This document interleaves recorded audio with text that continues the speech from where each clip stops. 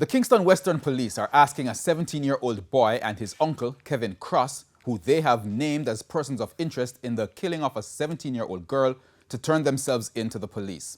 The police say both men may be able to help them figure out how the teen was shot while at their apartment in Denhamtown last night. Kirk Wright tells us more. The deceased teen, Devonice Nelson, only 17 years old, was at the home of her child's father at Kings Heights, Water Street in Denhamtown when she was shot in the head.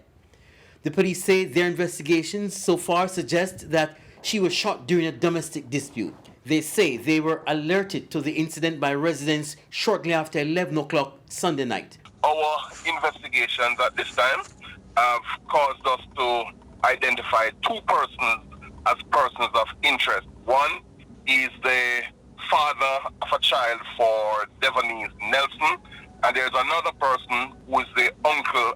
We have made some efforts to locate these persons, but we have not been met with any level of success. The deceased teen was a student at the Denhamtown High School.